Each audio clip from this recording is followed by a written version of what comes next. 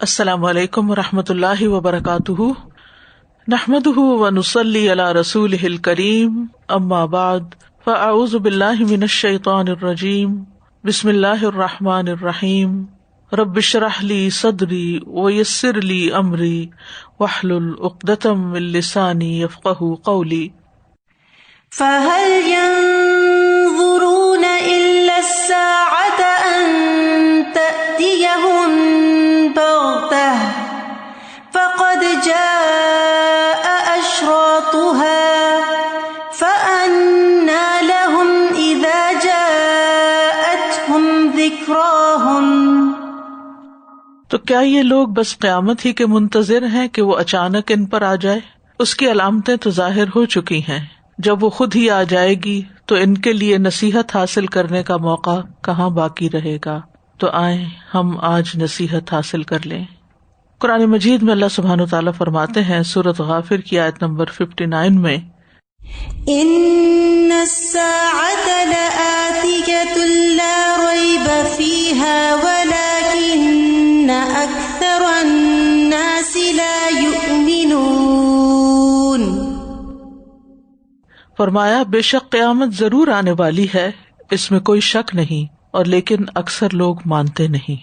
یعنی قیامت کے آنے کی خبر سچی ہے، اس کے بارے میں تمام انبیاء اور رسول اپنی اپنی امتوں کو خبر دے چکے ہیں۔ تمام کتب الہیہ جو ہیں، یعنی آسمانی کتابیں جو نازل ہوئی لوگوں کے لیے، ان میں بھی قیامت کے آنے کی خبر دی گئی ہے۔ تو یہ دو گواہیاں بہت بڑی گواہیاں ہیں، رسولوں کی اور کتابوں کی، کیونکہ یہاں پر سچائی انتہا کو پہنچی ہوئی ہے۔ رسول بھی سب سے زیادہ سچے لوگ ہوتے ہیں، اور اللہ کی طرف سے آئی ہوئی کتاب یا کلام بھی اصدق الحدیث ہوتا ہے، سب سے سچی بات ہوتی ہے۔ اس لیے ہمیں قیامت کے آنے پر پورا یقین رکھنا چاہیے، اور یقین کے ساتھ یہ زندگی بسر کرنی چاہیے، اور اس بات پر یقین کہ ہم سب دوبارہ زندہ کیے جائیں گے، اور پھر زندہ کر کے ہمیں ہمارے اس دنیا میں کیے گئے اعمال کا بدلہ دیا جائے گا۔ جو لوگ قیامت کے دن پر ایمان نہیں رکھتے، اللہ سبحانہ وتعالیٰ انہیں قیامت کے دن بھلا دیں گے، یعنی ان کو سزا دیں گے، ان کو معاف نہیں کریں گے۔ صحیح مسلم کی روایت ہے، رسول اللہ صلی اللہ علیہ وسلم نے فرمایا، اللہ بندوں سے ملاقات کرے گا اور فرمائے گا، اے فلاں، کیا میں نے تجھے عزت نہیں دی اور تجھے سردار نہیں بنایا؟ اور کیا میں نے تجھے تیری بیوی عطا نہیں کی تھی؟ اور تیرے لیے گھوڑے اور اونٹ مسخر نہیں کیے تھے، یعنی دنیا کی نعمتیں عطا نہیں کی تھی؟ کیا میں نے تجھے تیری قوم کا سربراہ اور سردار نہیں بنایا تھا اور تو ان سے چوتھائی حصہ لیتا تھا؟ وہ عرض کرے گا جی ہاں۔ پھر اللہ تعالیٰ فرمائے گا، کیا تو یقین رکھتا تھا کہ تو مجھ سے ملاقات کرے گا؟ تو وہ عرض کرے گا نہیں، یعنی مجھے دنیا میں اتنا کچھ ملا کہ مجھے آخرت بھولی ہوئی تھی اور یقین بھی نہیں تھا۔ تو اللہ سبحانہ وتعالیٰ فرمائے گا کہ میں تجھے بھلا دیتا ہوں جس طرح تو نے مجھے بھلا دیا۔ تو اللہ تعالیٰ سے دعا ہے کہ ہمیں قیامت کی گھڑی پر نہ صرف یہ کہ ایمان لانے کی توفیق دے، بلکہ اس کے ساتھ ساتھ اسے روزمرہ کی زندگی کے کاموں کے دوران یاد رکھنے کی بھی توفیق دے، اور جتنی بھی نشانیاں ہم دیکھیں اپنے آس پاس، ان سے قیامت کی یاد کو تازہ کرتے رہیں تاکہ ہمارے اعمال میں بہتری پیدا ہو۔ آج ہم انشاءاللہ پڑھیں گے علامات قیامہ صغریٰ میں سے جنگوں سے متعلق علامات۔ رسول اللہ صلی اللہ علیہ وسلم نے اپنی امت کی مختلف فتوحات کی پیشن گوئی بھی کی۔ صحیح مسلم میں آتا ہے، نبی صلی اللہ علیہ وسلم نے فرمایا، تم جزیرۃ العرب میں جہاد کرو گے، اللہ تعالیٰ تمہیں اس میں فتح عطا فرمائے گا۔ پھر تم اہل فارس سے جنگ کرو گے، ان پر بھی اللہ تمہیں فتح عطا فرمائیں گے۔ پھر تم روم سے جہاد کرو گے اور اللہ تعالیٰ اس پر بھی تمہیں فتح عطا کریں گے۔ پھر تم دجال سے جنگ کرو گے، یعنی قیامت کے آنے سے پہلے دجال سے بھی جنگ کرو گے، اس پر بھی اللہ تمہیں فتح عطا کریں گے۔ تو نافع نے کہا، اے جابر، پھر جب تک روم کی فتح نہ ہوگی ہم دجال کو نہ دیکھیں گے، یعنی اس کا مطلب ہے دجال ابھی بعد میں آنے والا ہے اور ابھی تو روم فتح نہیں ہوا۔ پھر قسطنطنیہ کی فتح، انس بن مالک کہتے ہیں کہ قسطنطنیہ قیامت کے قریب فتح ہوگا۔ قسطنطنیہ جو تھا قدیم دور میں رومی اور بیزنٹائن دونوں سلطنتوں کا دارالخلافہ رہا ہے۔ ان کے بعد 5 صدیوں تک خلافت عثمانیہ کا دارالخلافہ بھی بنا رہا ہے۔ یہ 1453 عیسوی سے شروع ہوا تھا، اور موجودہ زمانے میں یہ استنبول کے نام سے ترکی کا دارالخلافہ ہے۔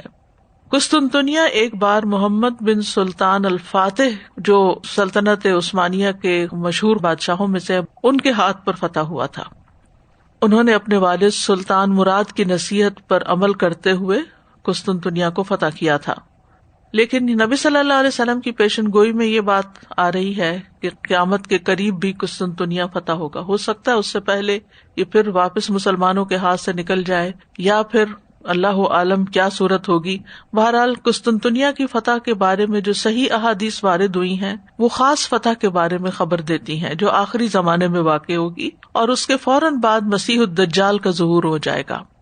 اور یہ بھی غیبی امور میں سے ہے جو آئندہ زمانے میں ہونے والی ہے، اس لیے اس کی حقیقت کے بارے میں کوئی یقینی بات کہنا ہمارے لیے ممکن نہیں کہ اس سے مراد کیا ہے.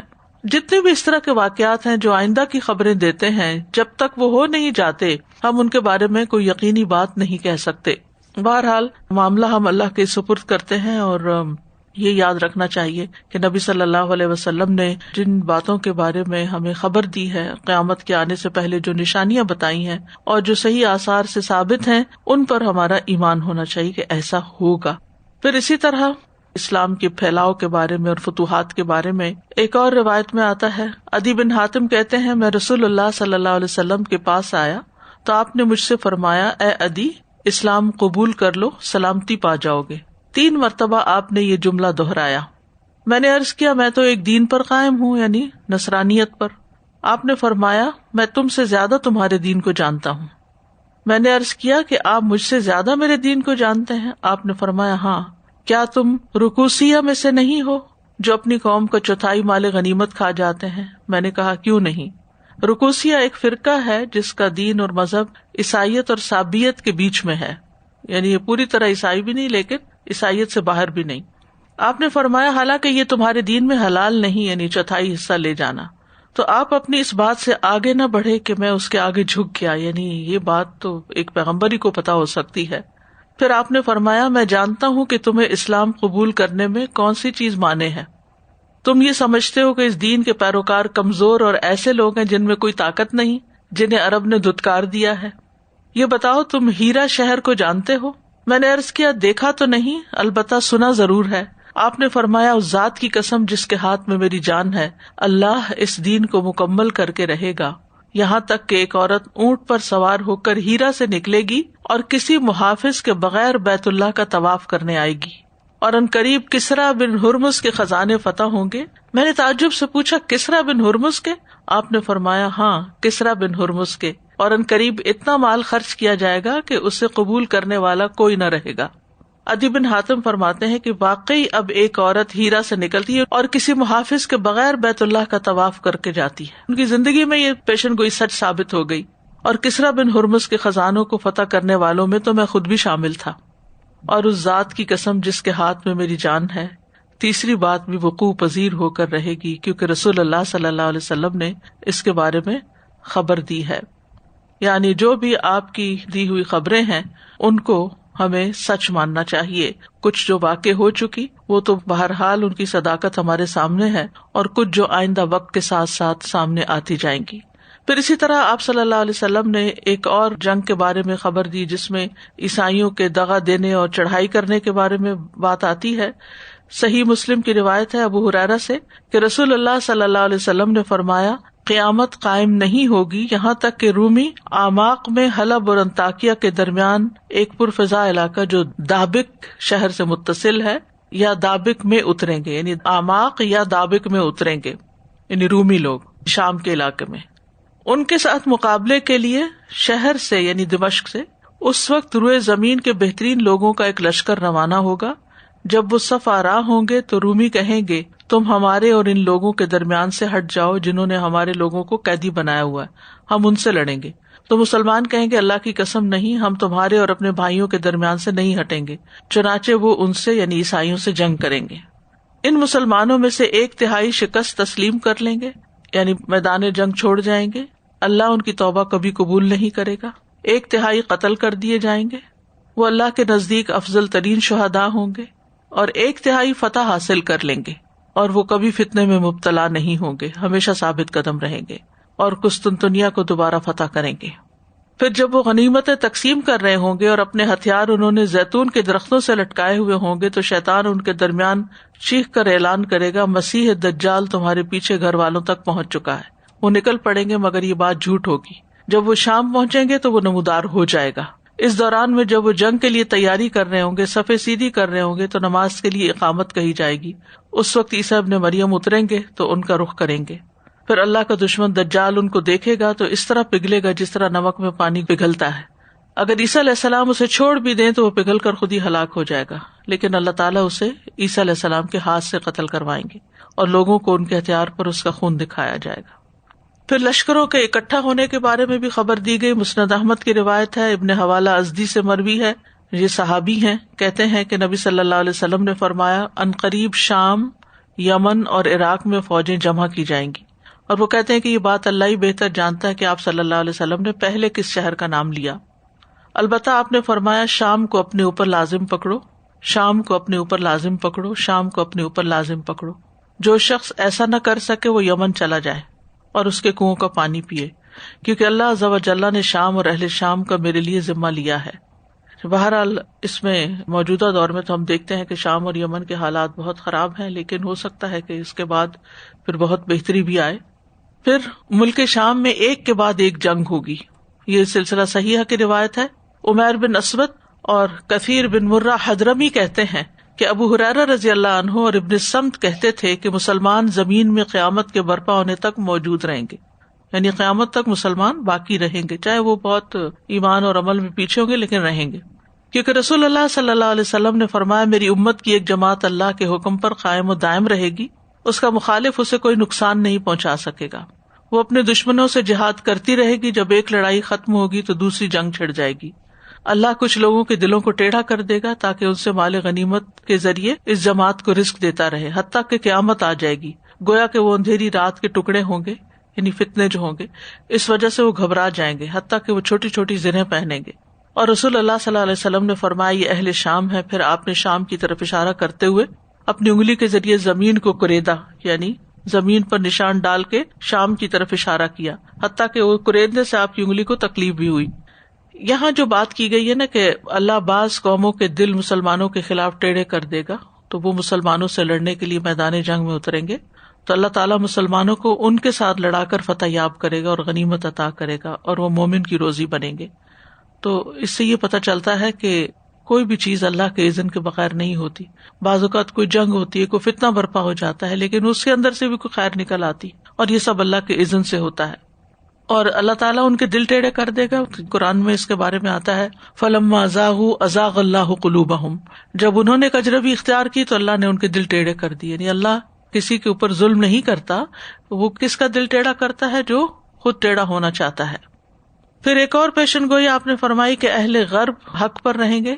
رسول اللہ صلی اللہ علیہ وسلم نے فرمایا، صحیح مسلم میں آتا ہے اہل الغرب ہمیشہ حق پر غالب رہیں گے یہاں تک کہ قیامت ہو جائے گی. اب علماء نے اہل الغرب سے جو مراد لیا ہے اس میں کچھ اختلاف ہے.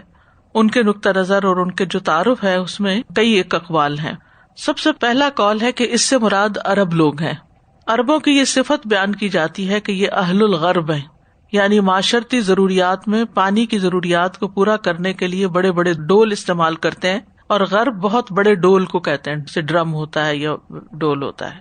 چونکہ پانی کی کمی ہوتی ہے تو اس لیے پانی جمع کر کر کے رکھتے ہیں، تو اس لیے بھی ان کو اہل الغرب کہتے ہیں. یعقوب بن شیبہ علی بن مدینی سے روایت کرتے ہوئے کہتے ہیں کہ یہاں بیان کیے گئے الغرب سے مراد بڑا ڈول ہے، اور انہوں نے اس سے مراد عرب لیے ہیں کیونکہ یہ بڑے بڑے ڈول استعمال کرتے تھے اور ان کے ذریعے پانی حاصل کرتے تھے. تو یہ صفت عربوں اور ان کے پیروکاروں کی ہے. دوسرا معنی یہ لیا گیا کہ اس سے مراد مجاہدین ہے. کہا گیا کہ اہل الغرب کا معنی ہے وہ بہت تیز ہوں گے، بہت سمجھدار ہوں گے، اسمارٹ. تو یہاں غرب سے مراد تیزی ہے، جیسا کہ قاضی اعظم نے نقل کیا ہے. اہل الغرب سے مراد قوت اور مضبوطی والے لوگ، اور ہر چیز کا غرب اس کی قوت ہوتی ہے. ابن عربی مالکی اور کچھ لوگوں کا کہنا ہے یہ وہ لوگ ہیں جو جہاد کرنے کے ساتھ خاص ہیں اور جہاد میں ثابت قدم رہتے ہیں اور اپنے ہتھیار نہیں اتارتے، یعنی وہ ہمیشہ غرب یعنی قوت میں رہتے ہیں. بہرحال یہ ایک معنی کیا گیا. اور بعض نے اہل غرب سے مراد اہل شام لیے ہیں، جیسا کہ امام احمد نے کہا، اور اس کی تائید امام ابن تیمیہ نے بھی کی ہے. فضل الشام و اہلہ میں یہ بات بیان کی گئی ہے. اور یہ بات بھی ہے کہ بعض احادیث میں صراحت کے ساتھ اہل شام کا ذکر آتا ہے، اور دوسری وجہ یہ کہ رسول اللہ صلی اللہ علیہ وسلم کی زبان اور مدینہ کے رہنے والے لوگوں کا اصل جو ہے وہ شام ہے، وہاں سے ہجرت کر کے آئے تھے جو مدینہ کے لوگ ہیں. تو جن لوگوں نے اس کی نفی کی ہے وہ کہتے ہیں کہ اس سے مراد اہل مغاربہ ہیں جو شمالی افریقہ میں رہنے والے ہیں. بہرحال اللہ ہی بہتر جانتا ہے، لیکن یہ پیشن گوئی بھی کی گئی ہے کہ اہل غرب جو ہیں حق پر رہیں گے یہاں تک کہ قیامت آ جائے. ان جنگوں کے حالات سے ہم کیا خاص بات اخذ کر سکتے ہیں؟ کیونکہ ان میں ہتھیاروں کا بھی فرق بتایا گیا ہے اور صفوں کا اور زمینی جنگوں کی بات بھی ہے. تو بعض اوقات دلوں میں وسوسے پیدا ہو جاتے ہیں کہ اب تو جنگوں کا طریقہ کار بھی بدل گیا ہے، تو یہ کیسے ہو سکتا ہے کہ لوگ اس طرح ہتھیاروں کے ساتھ پھر سے لڑیں. تو بات یہ ہے کہ دنیا کے حالات جتنی تیزی سے تبدیل ہو رہے ہیں، ہمیں نہیں معلوم کہ آئندہ اور کیا کیا تبدیلیاں آئیں، اور پھر جس وقت نبی صلی اللہ علیہ وسلم کی یہ باتیں حق ہونے لگیں تو حالات ویسے ہی ہو جائیں جیسے یہ بیان کیے گئے. یا پھر یہ ہے کہ کنایا کی زبان ہے، کیونکہ اس زمانے میں موجودہ دور کے ہتھیار تو نہیں تھے کہ جن کے نام لیے جاتے. استاذہ جی، آپ نے کہا کہ قیامت تک مسلمان باقی رہیں گے، شاید میں نے کچھ مس کیا آگے یا پیچھے، یعنی is this specific to a certain area, یا جیسے اب ہم اس وقت دیکھتے ہیں کہ مسلمان ساری دنیا میں ہیں کم و بیش، تو اس کے متعلق کوئی چیز ہے؟ نہیں، اس سے نہیں پتہ چلتا کہ کون سے علاقے میں، لیکن یہ کہ بہرحال موجود رہیں گے. استاذہ تھوڑی سی کنفیوژن ہے، جیسے کل ہم نے پڑھا تھا کہ سول وار یا اس طرح کی کنفرنٹیشن نہیں کرنی آخری دور میں جب فتنے زیادہ ہو جائیں گے. جی وہ تو یہاں پرسنل لیول کی بات ہے نا، یہاں تو باقاعدہ جنگوں کی بات ہے. دونوں چیزوں میں فرق ہے. ایک یہ ہے کہ شہر میں کوئی فساد ہو رہا ہے اور لوگوں کے گھروں میں گھس رہے ہیں، اور ایک یہ ہے کہ باقاعدہ جنگ کا اعلان ہے اور فوج ہے. تو وہ تو آئی تھاٹ کہ وہ دونوں لیولز پہ کل اور پھر وہ جو ہے مسلمانوں کا مسلمانوں کے خلاف جنگ کرنا ہے. صحیح. یعنی کل جو بات ہوئی تھی وہ مسلمان کا مسلمان کو مارنے کے بارے میں بات ہے. یہاں باقاعدہ دو الگ الگ گروہوں کی جنگ ہے. اور یہ جو کہا گیا کہ شام کو اپنے اوپر لازم پکڑو، اس سے ہم کیسے ریلیٹ کریں؟ یعنی کہ وہاں پر ایسے اہل ایمان ہوں گے جب یہ حالات ہوں گے کہ لوگ ان سے جا ملیں. ٹھیک ہے، یعنی اس وقت ایسے اہل ایمان کا ساتھ دیں جا کر، یہ مطلب ہے. اور اگر وہاں نہ جا سکے تو اہل یمن کے ساتھ. چونکہ یہ چیزیں ابھی ان حالات میں تو ہمیں سمجھ نہیں آ رہی، لیکن آئندہ پھر جس طرح کی تبدیلیاں ہوگی اور یہ سچویشن جب پیش آئے تو اس وقت کے لیے رہنمائی ہے. نمبر 15، کچھ متفرق علامات قیامت. قیامت سے پہلے کچھ ایسے حالات پیش آئیں گے کہ جن کی وجہ سے انسان عمل نہیں کر سکے گا، یعنی عمل مشکل ہو جائے گا. صحیح مسلم کی روایت ہے، ابو ہریرہ رضی اللہ عنہ کہتے ہیں کہ نبی صلی اللہ علیہ وسلم نے فرمایا، 6 باتوں سے پہلے عمل کرنے میں جلدی کرو: دجال، دھوئیں، دابۃ الارض، زمین کا جانور، سورج کا مغرب سے طلوع ہونا، یا ایسے فتنے کے پیش آنے سے پہلے جو تمام لوگوں کو اپنی لپیٹ میں لے لے گا، یا تم میں سے کسی کو کوئی خاص حالات پیش آ جائیں گے، کوئی بیمار ہو جائے گا یا کوئی اور گھریلو زندگی میں کوئی ایسی تبدیلی آ جائے گی کہ پھر مشکل ہو جائے گا عمل. مطلب ساری علامات کا جو خلاصہ ہے نا وہ اسی بات میں ہے کہ انسان آج کے اس وقت کو ناؤ کو اویل کر لے اور جو نیکی کے کام کر سکتا ہے ان کو کرے، غفلت اور سستی میں اپنے وقت کو ضائع نہ کرے، اپرچونٹیز کو ہاتھ سے نہ جانے دے. جب ہمارے سامنے کوئی کام ہوتا ہے تو اس وقت ہم کبھی تھکاوٹ کی شکایت کرتے ہیں، کبھی کسی کی کمپلینٹ کرتے ہیں، کبھی کسی کی، لیکن جب کام کا موقع ہاتھ سے چلا جاتا ہے تو پھر ہاتھ ملتے ہیں. آپ آج دیکھیں کہ کووڈ کی وجہ سے جس طرح ادارے بند ہیں اور ہم جیسے لوگوں کو سروس فراہم کیا کرتے تھے، لوگوں کی ضروریات پوری کیا کرتے تھے، مختلف طریقے سے لوگوں کے کام آتے تھے، حتیٰ کہ کوئی بیمار ہوتا تھا اس کی عیادت کر رہے ہیں، اس کی خدمت کر رہے ہیں. کیسے حالات تبدیل ہوئے ہیں کہ بیمار ہونے والوں کو بالکل تنہا چھوڑ دیا گیا ہے کہ آپ ان کی عیادت بھی جا کے نہیں کر سکتے، ان کی کوئی خدمت بھی نہیں کر سکتے، جنازہ نہیں پڑھ سکتے. جو پیچھے رہ گئے ہیں، جو تکلیف اٹھا رہے ہیں اس لاس کی وجہ سے، ان کے پاس بیٹھ کر ان کو تسلی نہیں دے سکتے. یعنی کتنے نیکی کے موقع چلے گئے ہیں جو ہمارے پاس ہوا کرتے تھے. اور خوش قسمت ہیں وہ لوگ جو عام حالات میں تکلیف اٹھا کر نیکی کے کام کرتے چلے جاتے ہیں، حتیٰ کہ جب موقع چلا جاتا ہے تو ان کا وہ عمل لکھا جاتا ہے. آج کل ہمارے پاس چونکہ وقت زیادہ ہے تو ہمیں اپنی نمازوں کی بہت فکر کرنی چاہیے، سنتیں اور نفل وغیرہ ان کی طرف توجہ کرنی چاہیے. جو شخص عام حالات میں سنتوں کا نوافل کا اہتمام کرتا ہے، پھر اگر وہ بیمار ہو جاتا ہے تو اس کے نامہ اعمال میں فرض تو وہ کسی نہ کسی طرح لازمی پڑے گا، چاہے لیٹ کے پڑھے چاہے اشاروں سے پڑھے، لیکن سنت نفل وغیرہ کا اہتمام نہیں کر سکے گا بیماری کی وجہ سے کسی اور مشکل میں، تو پھر وہ جو صحت اور تندرستی اور فراغت کی حالت میں کیے گئے عمل ہوں گے وہی کام آئیں گے، وہ پھر ان دنوں میں لکھے جاتے رہیں گے. تو انسان ہر موقع کی مناسبت سے اپنے لیے کوئی نہ کوئی خیر کا کام ڈھونڈ لے. جب فرصت ہو تو اپنی ذاتی عبادت پر زیادہ سے زیادہ توجہ کرے، نوافل کی کثرت کر دے، صدقہ خیرات کی کثرت کر دے. اور جب بہت سارے مطالبات والے لوگ موجود ہوں، بہت سے لوگ ہماری توجہ لینا چاہتے ہوں، ہماری خدمت، ہماری سروسز لینا چاہتے ہوں، تو اس وقت خوش دلی سے وہ فراہم کی جائیں. تو بادروا بالاعمال ستا، ان 6 وجوہات سے پہلے اچھے عمل کر لو، کیونکہ یہ ہونے والا ہے زمین پر. پھر اسی طرح ایک نشانی یہ بھی بتائی گئی کہ آخری وقت میں قول ظاہر ہو جائے گا اور عمل مخفی ہو جائے گا، یعنی لوگ باتیں بہت کریں گے لیکن عمل کم کریں گے. خواہشات کی وجہ سے عمل جو ہے وہ دب جائے گا. ابن مسعود کہتے ہیں تم ایک ایسے زمانے میں ہو جس میں علماء زیادہ ہیں، خطیب کم ہیں، اسپیکرز کم ہیں، اسکالرز زیادہ ہیں، مانگنے والے کم ہیں، دینے والے زیادہ ہیں. اس زمانے میں عمل خواہش کو دبا دے گا، یعنی کہ ڈیزائرز کو پیچھے کر کے انسان اپنے وقت اور اپنے مال سے نیکی کے کام کرے گا. تمہارے بعد عنقریب ایک زمانہ آئے گا، علماء کم ہو جائیں گے، تقریریں کرنے والے بہت ہوں گے، اسپیکرز کی بھرمار ہوگی، مانگنے والے بہت زیادہ ہوں گے، دینے والے کم ہو جائیں گے.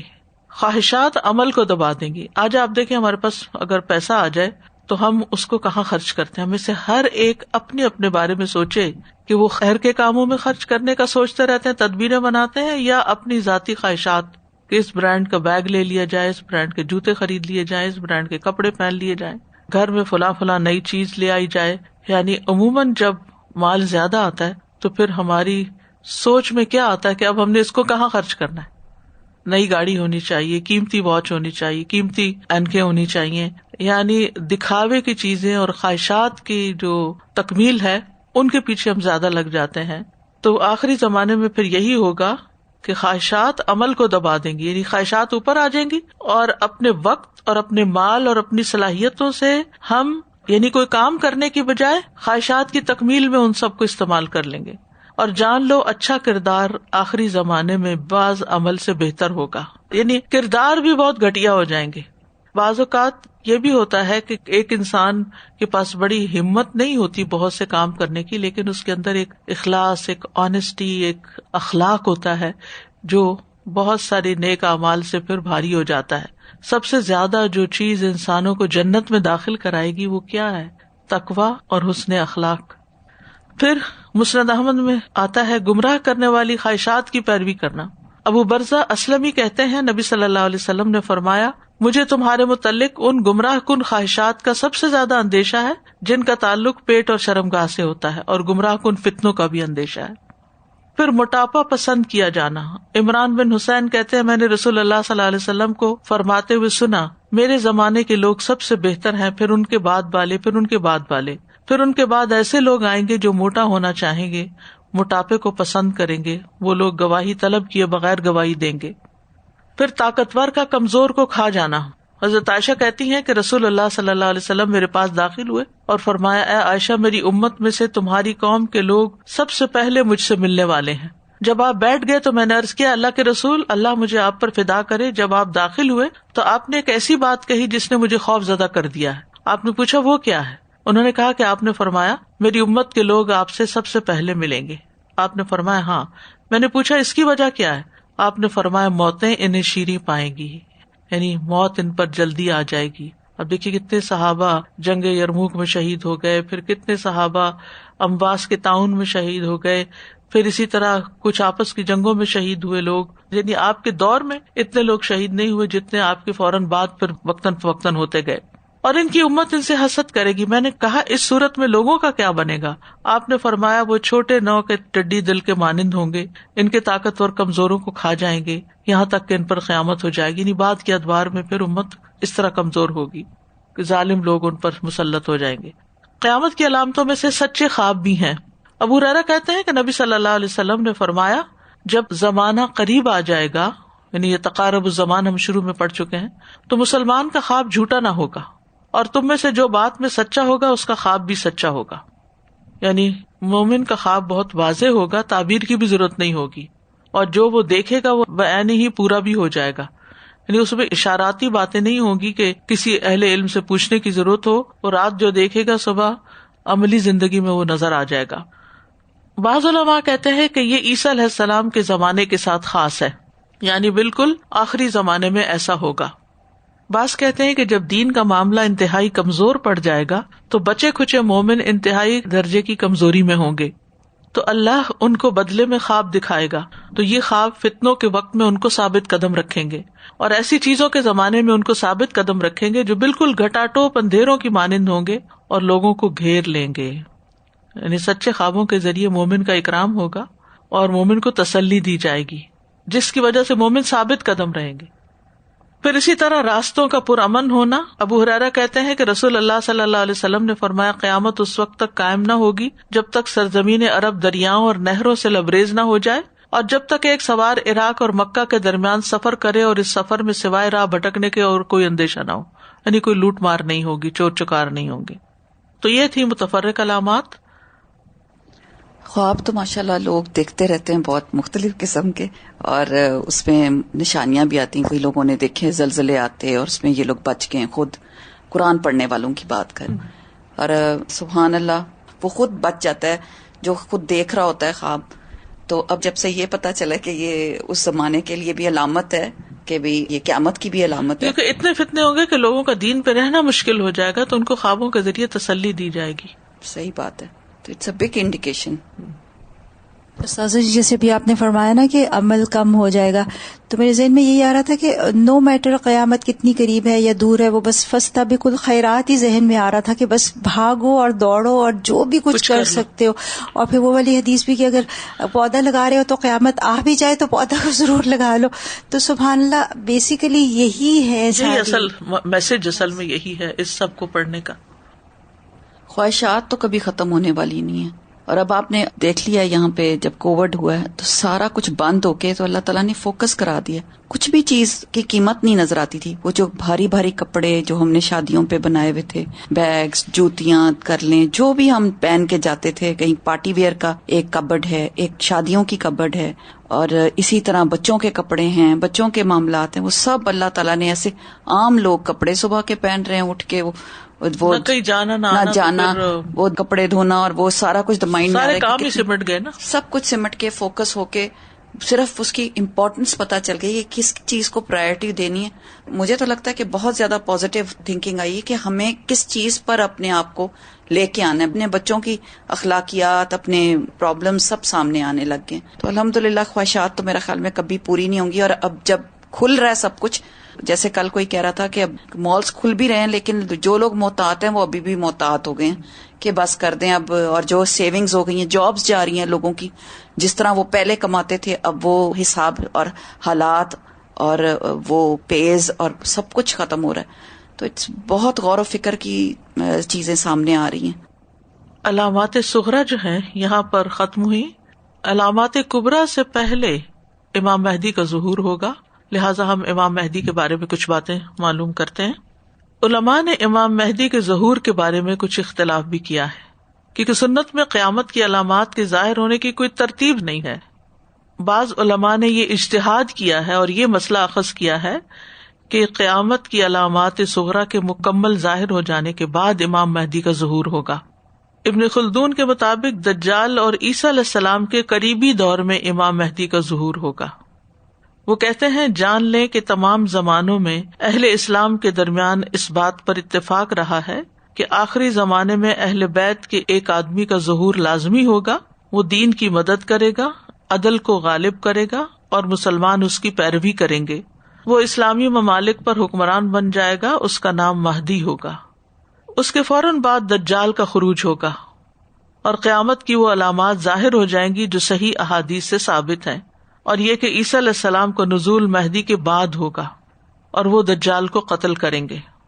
یا تو وہ مہدی کے خروج کے بعد نازل ہوں گے یا مہدی کے ہوتے ہوئے نازل ہو جائیں گے، اور مہدی دجال کے قتل کرنے پر عیسیٰ علیہ السلام کے ساتھ تعاون کریں گے، اور نماز میں عیسیٰ علیہ السلام مہدی کی اقتداء کریں گے، کیونکہ مہدی جو ہوں گے وہ قرآن کے حافظ ہوں گے اور عیسیٰ علیہ السلام انجیل کے، تو قرآن کی چونکہ فوقیت ہے انجیل پر، لہٰذا عیسیٰ علیہ السلام نماز کو لیڈ نہیں کریں گے بلکہ انہی کو کہیں گے کہ وہ مسلمانوں کی امامت کرائیں۔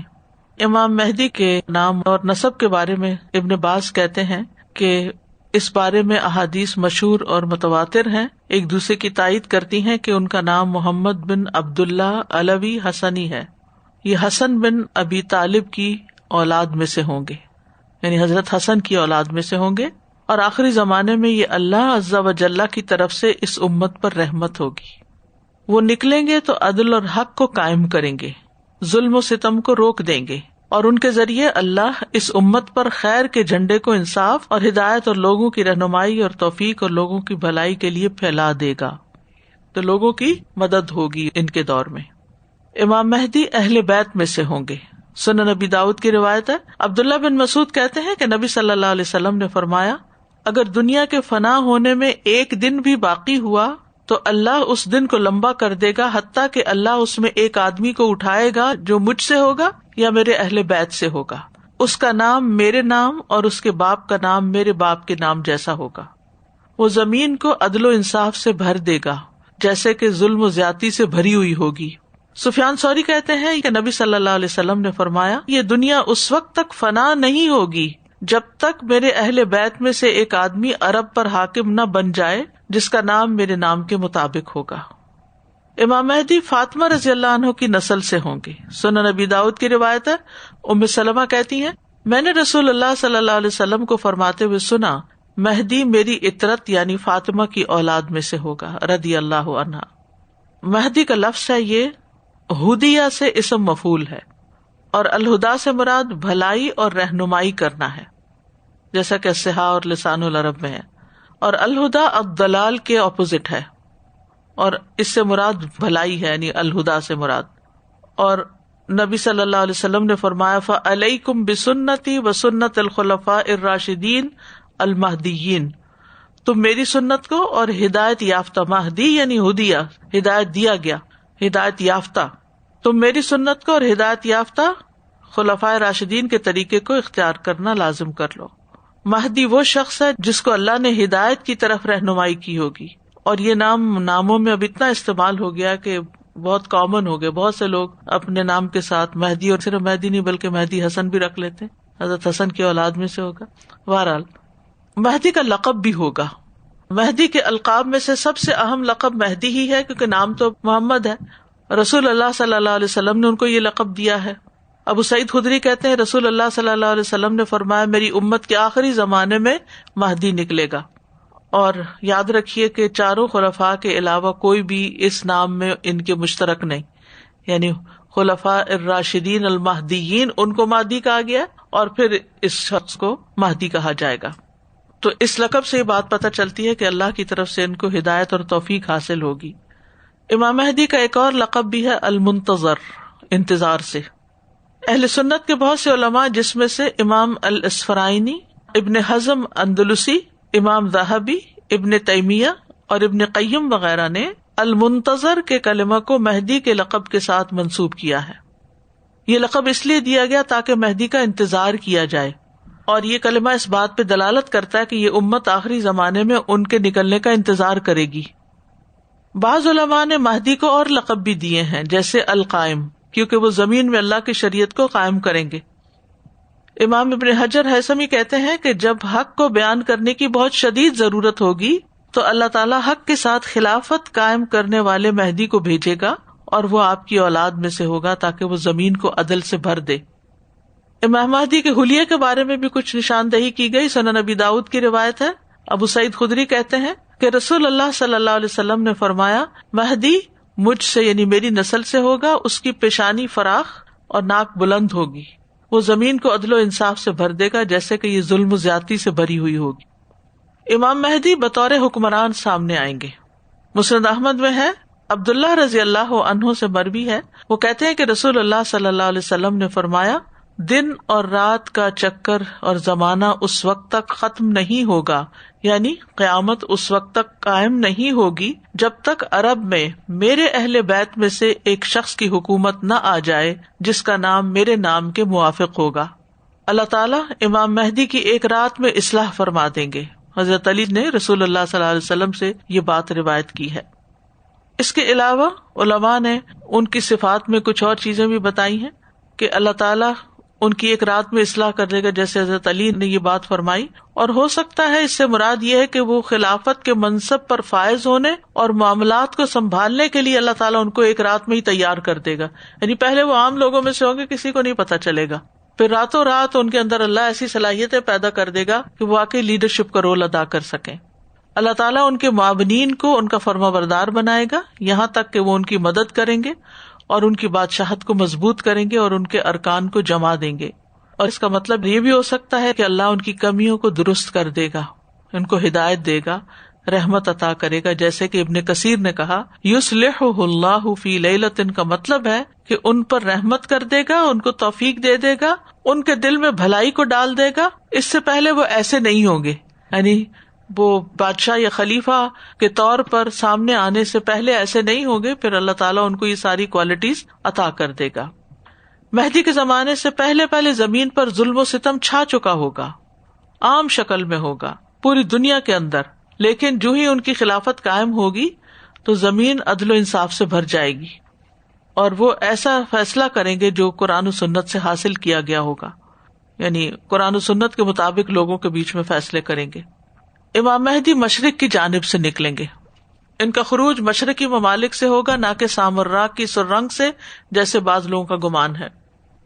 مشرقی لوگ امام مہدی کا ساتھ دیں گے۔ ابن کثیر کہتے ہیں مشرق کے کچھ لوگوں کی طرف سے ان کی حمایت کی جائے گی، وہ ان کی سلطنت کو قائم کریں گے، ان کی سلطنت کے ارکان مضبوط کریں گے، ان کے پرچم بھی کالے ہوں گے اور یہ خاص انداز کے ہوں گے جس میں وقار اور متانت کی جھلک ہوگی، کیونکہ رسول اللہ صلی اللہ علیہ وسلم کا پرچم بھی سیاہ تھا اور اس کو عقاب کہا جاتا تھا۔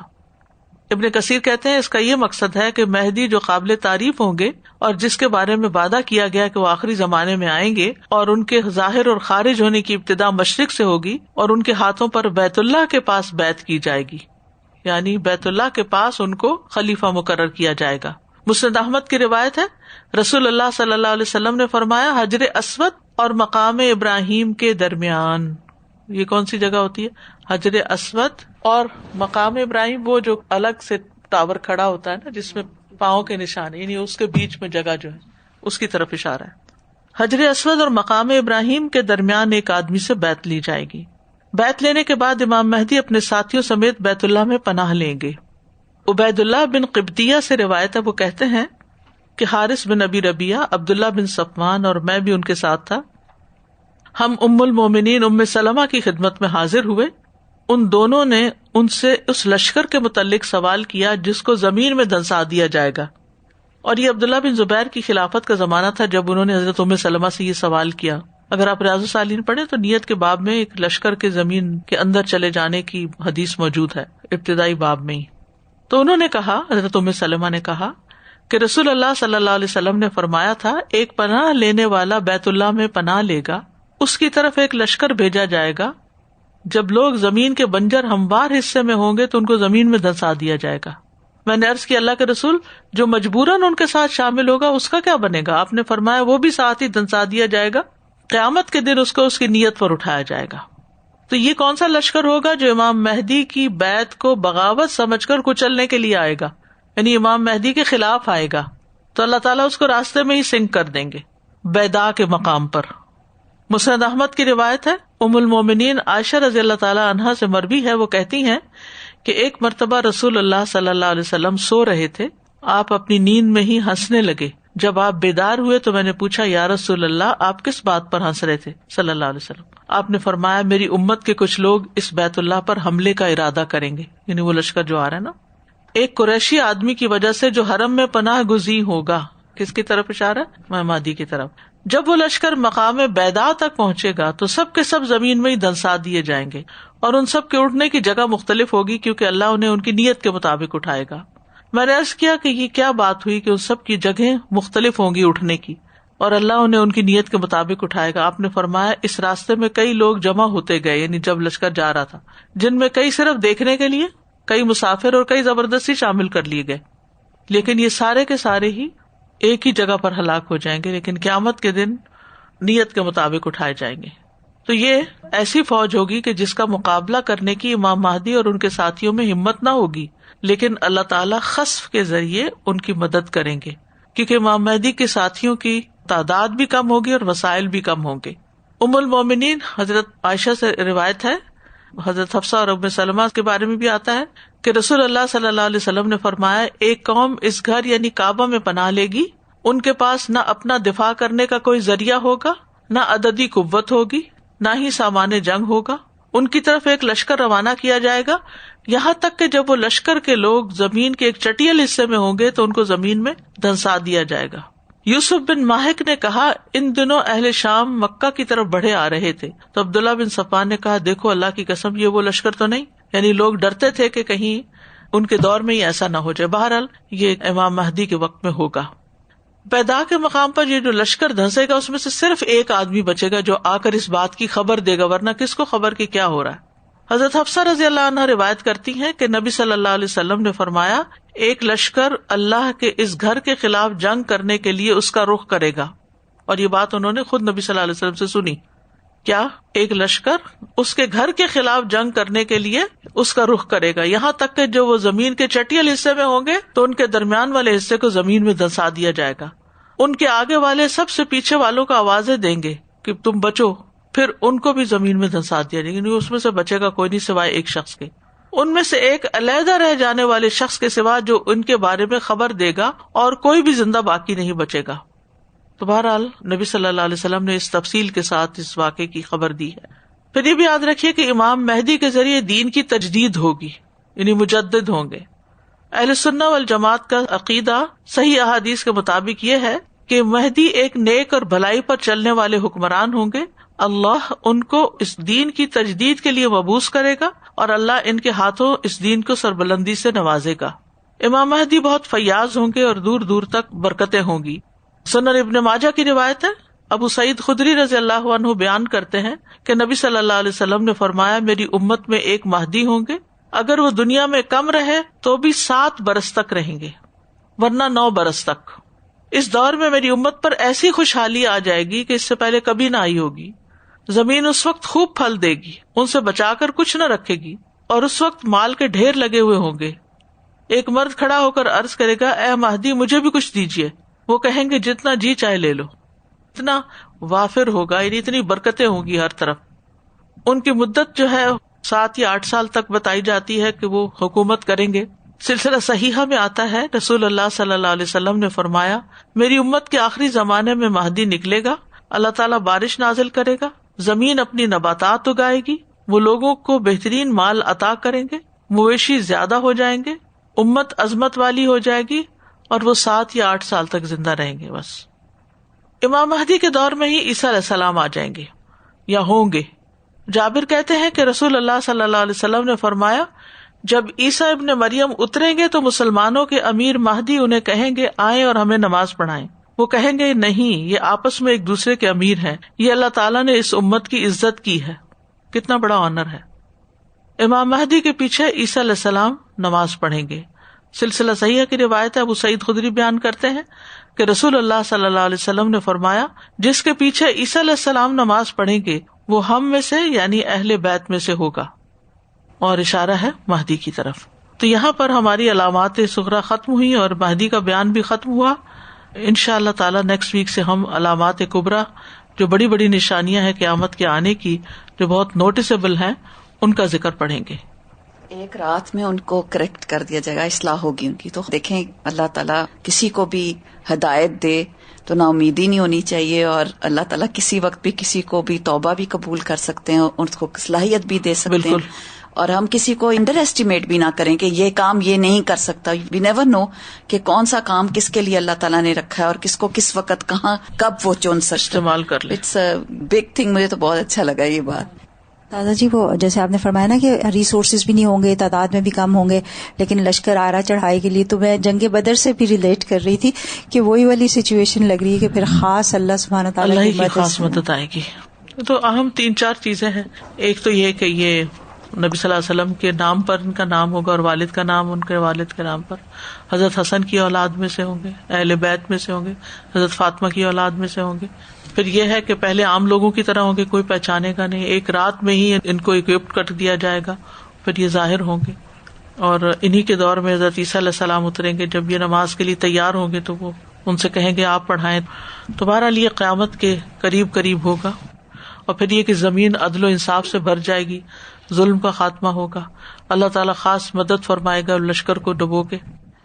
سادہ جی آپ نے ان کے امام مہدی کے ظہور کے ابتدا میں بتایا کہ اسلامی ممالک پر حکمران بن جائیں گے, تو یعنی اتنے سارے جو اسلامی ممالک ہیں وہ ایک طرح سے یونائٹ ہو جائیں گے, اندر آ جائیں گے, وہ ایک سب کے لیے ایک خلیفہ کی طرح اکنالج کر لیے جائیں گے.